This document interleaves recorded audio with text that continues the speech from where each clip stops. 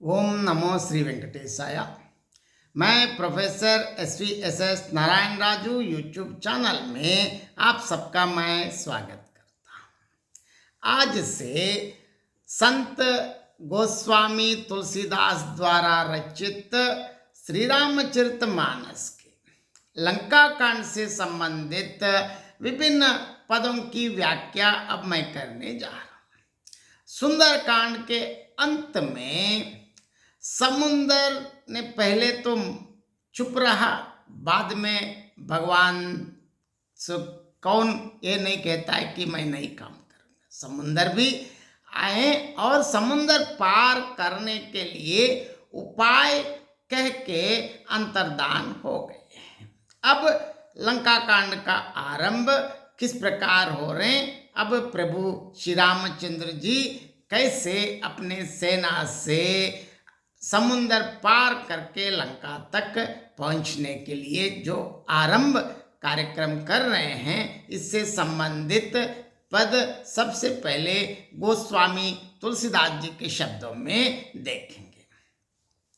सिंधु बचन सुनि राम सचिव भोली प्रभु अस कहेऊ, अब विलंब के ही काम करहु सेतु उतरई कटकु, सुनहु बान कुल केतु जामवंत कर जोरी कहे, नात नाम तव सेतु नर चढ़ी भव सागर तरही, यह लघु जलधि तरत कतिबारा, अस सुनि पुनि कह पवन कुमारा, प्रभु प्रताप बड़वानल भारी, सोशेव प्रदम पयो निद बारी, तव रिपु नारी रुदन जल धारा, बरेव बहोरी भयव तेहि कारा, सुनि अति उक्ति पवन सुत केरी, हर्षे कपि रघुपति तन हेरी, जामवंत बोले दो भाई, नल नीलहि सब कथा सुनाई, राम प्रताप सुमेरि मन माही, करहु सेतु प्रयास कछु नाही, बोली लिए कपि निकर बहोरी, सकल सुनहु बिनति कछु मोरी, राम चरण पंकज उर धरहु, कौतुक एक भालू कपि करहु, धावुहु मर्कट बिकट बरूथा, आनह बिटप गिरिन्ह के जूथा, सुनि कपि भालू चले कर हूहा, जय रघुवीर प्रताप समूहा, अति उतंग गिरि पादप लीलहि लेहि उठाई, आन देहि नल नीलहि रचहि ते सेतु बनाई। देखिए, अब इसमें सेतु कैसे बन रहे हैं, इसके लिए अब देखिए पहले क्या है। सिंधु वचन सुन राम सचिव बोल प्रभु अस कहेऊ, अब विलंब के ही काम करह सेतु उतरई कटक। देखिए, जैसे समुंदर ने बता दिया, समुंदर के वचन सुनने के बाद प्रभु श्री रामचंद्र जी ने अपने सभी मंत्रियों को बुलाकर ऐसा कहा, अब विलंब किस लिए हो रहा है।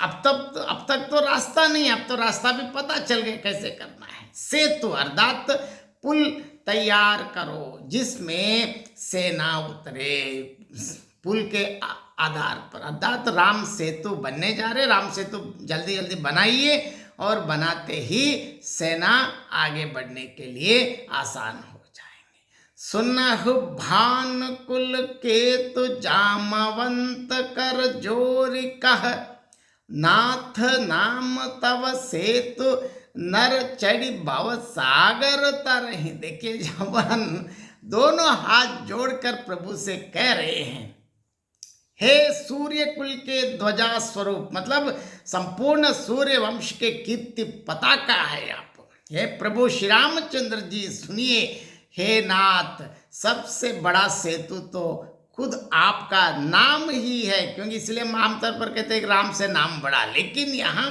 राम नाम ही सबसे बड़ा सेतु है, जिस पर चढ़कर अर्थात राम नाम का आश्रय लेकर मनुष्य इस भव सागर, इस संसार रूपी समुन्दर से पार हो जाते हैं। यह लघु जलधि तरत कति बारा, अस सुनि पुनि कह पवन कुमारा, प्रभु प्रताप बड़वानल भारी, सोशेव प्रथम पयो निधि भारी। देखिए फिर ये छोटा सा समुद्र, क्योंकि राम नाम से इस भवसागर को ही पार कर पाए, तो ये तो छोटा सा समुद्र है, इसको पार करने में कितनी देर लगेगी प्रभु।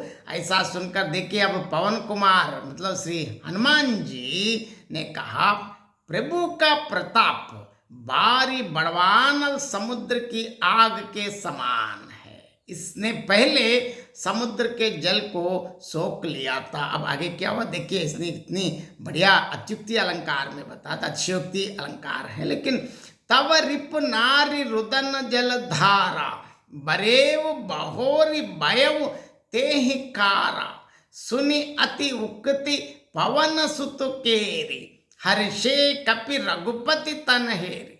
लेकिन आपके शत्रुओं की स्त्रियों के आंसुओं की धारा से यह फिर भर गया। पहले तो समुद्र का पूरा का जल सूख गए हैं, बस एकदम काली हो गए, लेकिन आपकी शत्रुओं की पत्नियों की आंसुओं से यह फिर समुद्र भर गया, उसी से कारा भी हो गया। देखिए समुद्र तो पानी तो कारा है, लेकिन इसके लिए तुलसीदास जी बहुत चमत्कार रूप में कहते हैं। हनुमान जी की यह अतिशयोक्ति मतलब ये अत्युक्ति सुनकर वानर श्री रघुनाथ जी की ओर देखकर अत्यंत प्रसन्न हो गए, हर्षित हो गए। जामवंत बोले दो भाई, नल नील ही सब कथा सुनाई, राम प्रताप सुमिरि मन माही, करहु सेत प्रयास कछ नाही। जाम्बवान ने नल नील दोनों भाइयों को बुलाकर उन्हें सारी कथा कह सुनाई, क्योंकि अभी समुद्र ने क्या क्या बताया, उनको भी अपने जो भी वरदान है सब याद दिलाया। अब उनसे कहा कि आप दोनों मन में प्रभु श्री रामचंद्र जी के प्रताप को स्मरण करके सेतु तैयार करो, क्योंकि राम प्रताप से, राम नाम से कुछ भी परिश्रम नहीं होगा, तकलीफ या कष्ट दुख क्लेश कुछ नहीं होगा, सब आसानी से हो जाएंगे। बोल लिए कपि निकर बहोरी, सकल सुनह बिनती कछु मोरी, राम चरण पंकज उर धरहु, कौतुक एक भालू कपि करहु। देखिए अब सारे वानरों को बुला लिया और कहा, आप सब लोग मेरी कुछ विनती सुनिए। आप अपने हृदय में भगवान श्री रामचंद्र जी के चरण कमलों को धारण कर लीजिए, और सब भालू और वानर एक केल कीजिए, क्योंकि उनको तो केल जैसे उसको देखिए। यहाँ तुलसीदास के शब्दों में यहाँ जिस प्रकार वानरों के साथ कैसे काम कराया प्रभु श्री रामचंद्र जी। दाहवह मरकट बिकट बरूता, आनह बिटप गिरिन्ह के जूथा, सुनि कपि भालु चले करि हूहा, जय रघुवीर प्रताप समूहा।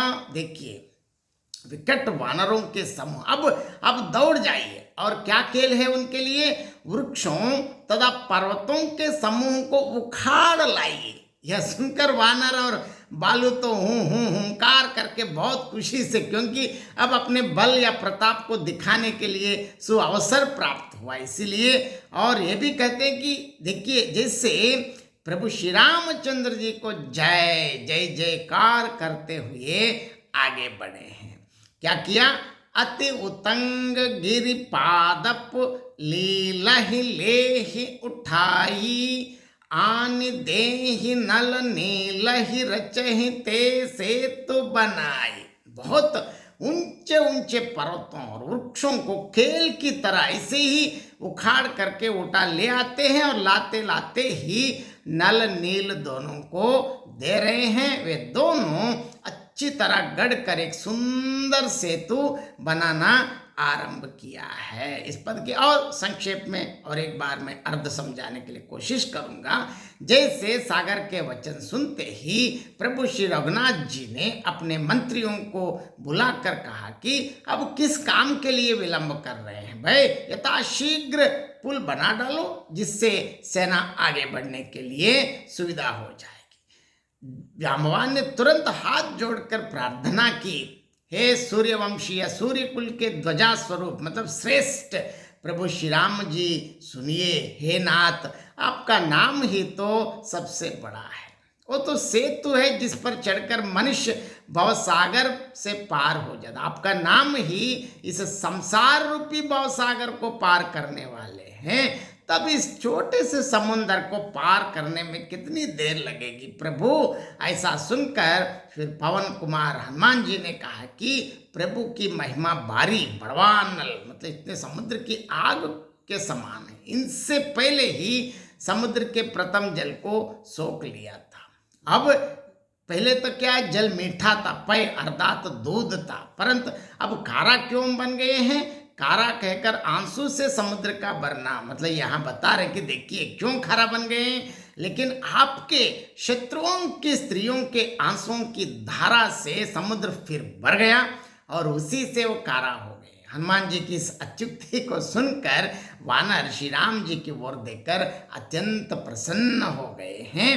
जाम्बवान ने तुरंत क्या किया, नल नील दोनों भाइयों को बुलाया और उन्हें सारी कथा कह सुनाई। और जाम्बवान ने कहा कि हे नल नील, मन में प्रभु श्री राम जी के प्रताप का स्मरण करते हुए सेतु का आरंभ करो और इसमें कुछ भी श्रम नहीं होगा क्योंकि भगवान सारे कष्टों को दूर करेंगे। और वानरों को बुला के क्या कहा, आप सब मेरी कुछ विनती सुनिए। देखिए वहां भी विनती करें, अपने अपने हृदय में प्रभु श्री रघुनाथ जी के चरण कमलों को धारण कर लीजिए। और सब रीच और वानर एक कौतिक खेल, एक अत्यंत बढ़िया खेल मतलब सबसे मनोरंजन पूर्ण खेल के लिए, उनके लिए मनोरंजन के आप आगे देखेंगे।